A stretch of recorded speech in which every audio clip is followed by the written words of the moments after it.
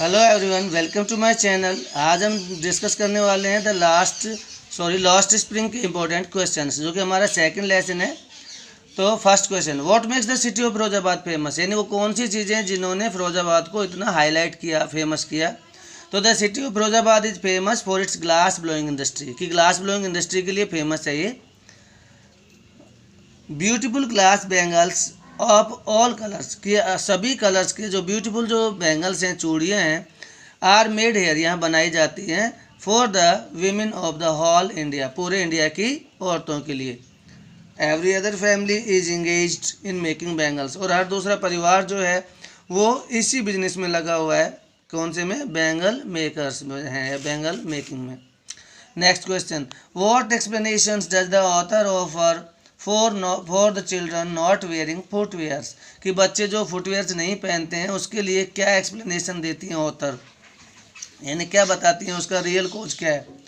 The author Anish Jung जो है does not accept the argument of some persons of people, कि कुछ लोगों का एक तर्क है जो उनको बिल्कुल पसंद नहीं है, वो उसको एक्सेप्ट नहीं करती। That it is a tradition, की एक परंपरा है, टू स्टे बेयरफुट, नंगे पाँव रहने की।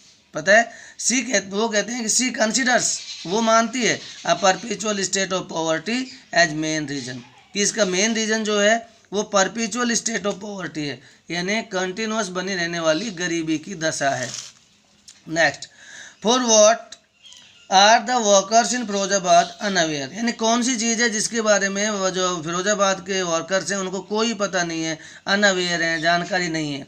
तो the workers in Firozabad are unaware of the fact that it is illegal for children to work in the glass furnaces with high temperature in dingy cells without air and light, and that the law was enforced, they could get all those 20,000 children out of hot furnaces, कि ये illegal है छोटे बच्चों का कांच की जो factories हैं, फर्नेसेज हैं, भट्टियाँ हैं, उन पे काम करना जहाँ पे प्रॉपर लाइट वगैरह या एयर नहीं होती है और बहुत ही डिंजी सेल्स होती हैं, तो यहाँ पे काम करना गैर कानूनी है। और कहते हैं कि अगर इस रूल को लागू कर दिया जाए, कानून को लागू कर दिया जाए, लॉ को लागू किया जाए, तो उन बच्चों को यहाँ से निकाला जा सकता है।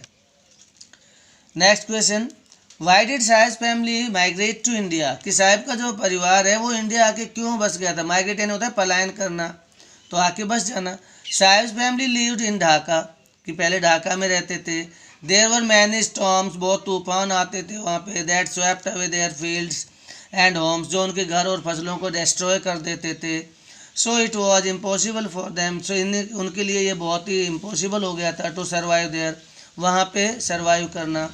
सो they left Dhaka for Delhi, इसलिए उन्होंने ढाका छोड़ा दिल्ली आने के लिए, टू अर्न लाइवलीहुड, अपना जीवन यापिका कमाने के लिए। Next, I will be a motor mechanic, who said these words and why, किसने बोला ये वर्ड्स और क्यों बोला। तो these words are said by Mukesh, तो सेकंड स्टोरी हमने जो पढ़ी थी फिरोजाबाद की, उसमें मुकेश के बारे में पढ़ा था।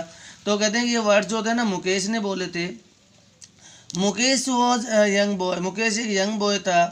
His family had been making glass bangles for generations, कई पीढ़ियों से उनका परिवार जो इसी बिजनेस में लगा हुआ है।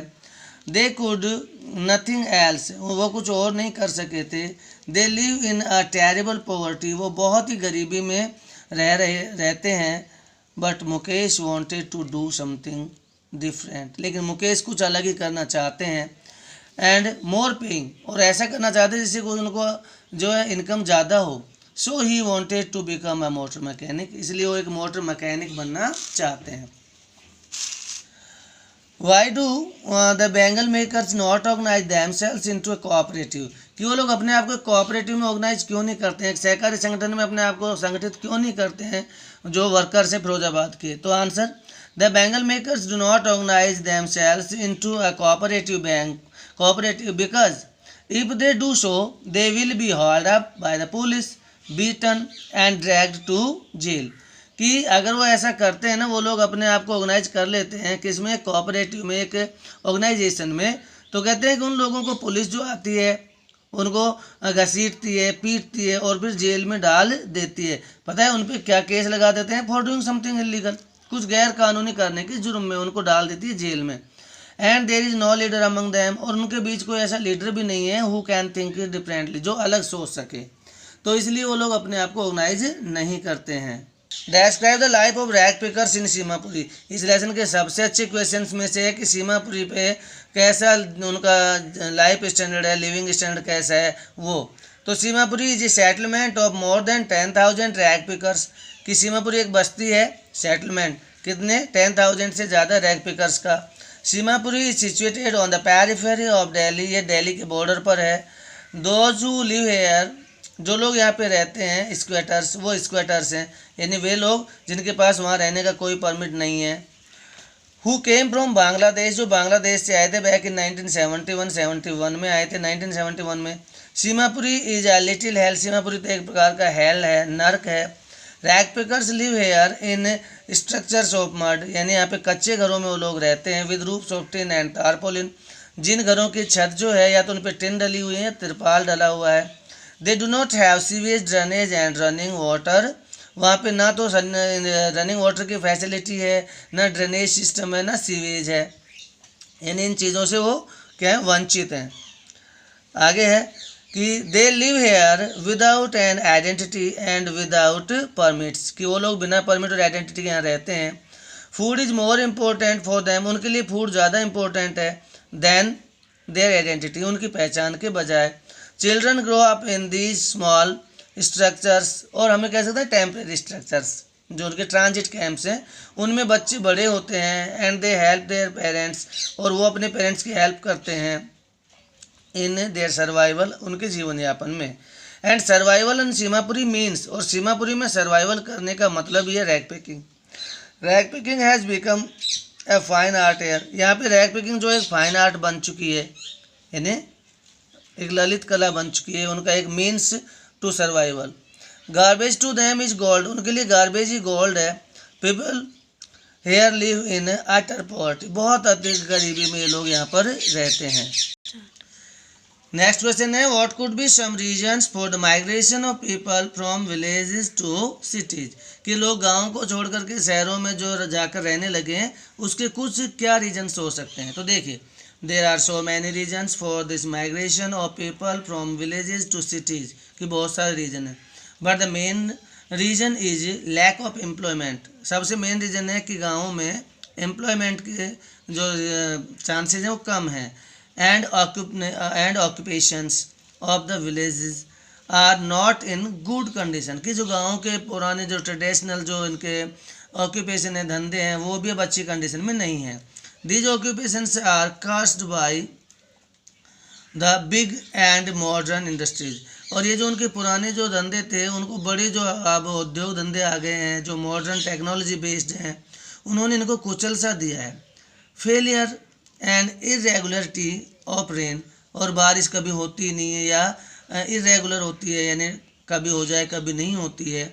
ऐसी सिचुएशन की वजह से, या फ्लड एंड अदर, या फिर उसके अलावा फ्लड हो जाती है, या कोई और जो है नेचुरल जो क्लैमिटीज आती हैं, आपदाएं आती हैं, वो भी मजबूर करती हैं विलेजर्स को to migrate from villages to the cities in search of employment, कि वो लोग एम्प्लॉयमेंट की सर्च में चले जाते हैं।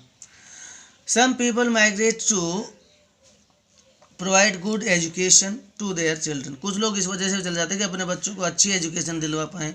बिसाइड्स दीज, इनके साथ साथ लग्जरी, ग्लैमर एंड कंफर्ट, ये तीनों ही चीज़ें ऐसी हैं सिटी की जो कि we are life city are some other reasons for migration, कि कुछ अदर रीजन्स हैं जो कि लोगों की माइग्रेशन के लिए हैं कि लोग वहाँ पे जाते हैं। तो उनमें इन्होंने बताया कि जैसे लग्जरी है, ग्लैमर है और कंफर्ट जोन है, वहाँ पे मिलता है। Child labour be eliminated and why, कि जो चाइल्ड लेबर है उसको एलिमिनेट क्यों किया जाना चाहिए, उसको क्यों निकाला जाना चाहिए। तो देखिए, child labour is a curse to both body and soul, कि बॉडी और सोल, आत्मा के लिए और शरीर के लिए, दोनों के लिए एक अभिश्राप है। Childhood is a time for the mental and physical growth, कि चाइल्डहुड वो टाइम है जब बच्चा जो होता है मेंटली और फिजिकली ग्रोथ करता है। It is a period of playing and learning, यही पीरियड है जब बच्चे का खेलना या सीखने का टाइम होता है। बट सिचुएशन इज डिफर, लेकिन परिस्थितियाँ अलग हैं फ्रॉम दिस, इससे। क्या कि a child who is engaged in labour for लंबे टाइम से, लॉन्ग आवर से, लंबे समय से जो बच्चा इन चीज़ों में इंगेज है, चाइल्ड लेबर में, कांट ग्रोथ, वो ग्रोथ नहीं कर सकता। Although child labor has been banned, yet a large number of children work in various industries, कि हालांकि गवर्नमेंट ने बैन किया है पर फिर भी बहुत सारी इंडस्ट्रीज में अभी भी चाइल्ड लेबर है। Child labour can be eliminated through enacting laws, कानूनों को लागू करके इसको दूर किया जा सकता है, and by strict enforcing them, और सबसे बड़ी बात जो लॉज हैं उनको बहुत स्ट्रिक्टली लागू भी किया जाना चाहिए, तब इनको दूर किया जा सकता है। द रिमूवल ऑफ पॉवर्टी और पुअर, गरीब की गरीबी को दूर करके या गरीब परिवारों की गरीबी को दूर करके इज़ द नेक्स्ट स्टेप, इसका दूसरा एक स्टेप हो सकता है कि इसको दूर किया जाए। So it is necessary to spread awareness among the parents, बहुत ज़रूरी है कि पेरेंट्स के अंदर हम क्या करें, अवेयरनेस फैलाएं, एंड पीपल, और लोगों में अवेयरनेस फैलाएं who employ children as workers, जो अपने बच्चों को एज ए वर्कर्स क्या है काम करवाते हैं, उन लोगों को अवेयर करना चाहिए। और इसी तरीके से हम क्या कर सकते हैं, चाइल्ड लेबर को एलिमिनेट कर सकते हैं from the society. Thank you, keep practising, keep learning.